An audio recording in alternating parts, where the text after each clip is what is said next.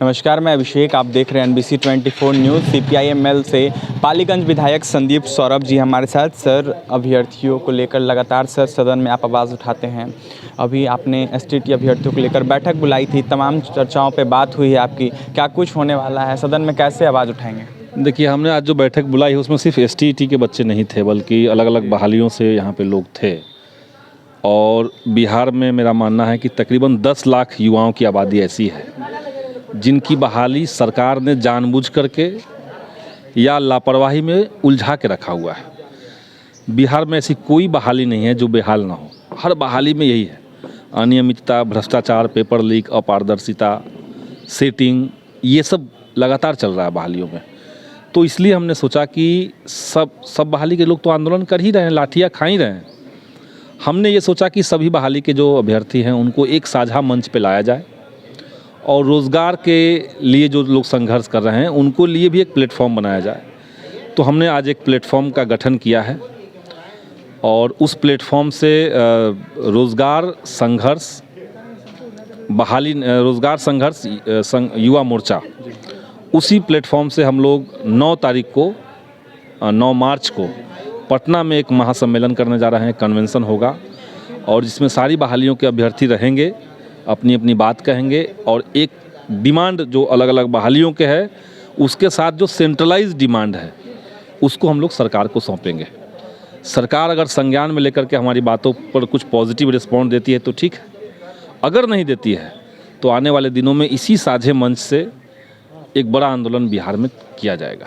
ये हम लोग की तैयारी है। कहीं ना कहीं सर देखा जाए तो अभ्यर्थियों की बात सरकार नहीं सुन रहे हैं।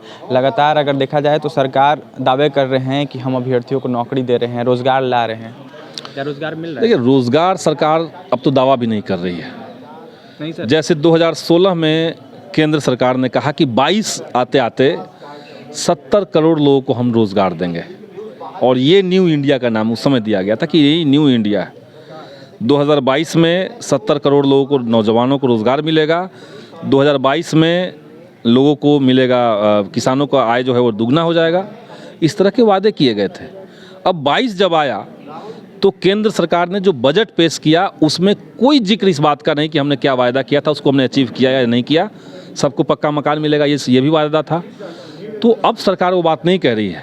अब वो कह रही है कि आप 2022 जब आ गया तो आप अमृत काल में प्रवेश कर गए हैं और 2047 का लक्ष्य अब तय किया जा रहा है। आज जो नौजवान जो इंतज़ार में थे कि सरकार अपना रिपोर्ट कार्ड क्या जारी करती है, उनको सरकार से सिर्फ मायूसी मिली है।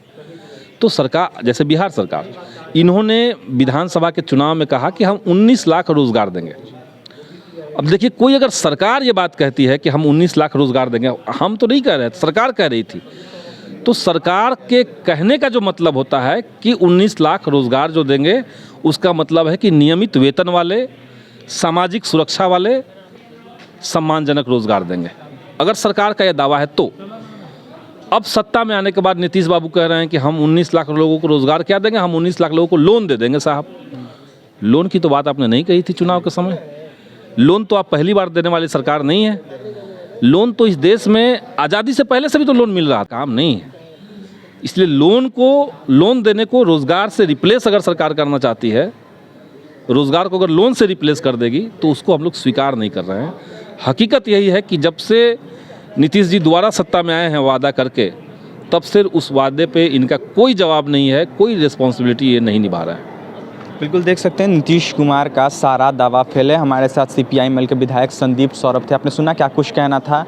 एक संगठन बनने जा रहा है 9 मार्च, यानी कि 9 मार्च को तमाम संगठन जो अभ्यर्थी हैं वो लोग उसमें इकट्ठा होंगे और तमाम जो अभ्यर्थियों की मुद्दा है उस पर चर्चा होगी और अभ्यर्थियों का आवाज़ उठाया जाएगा।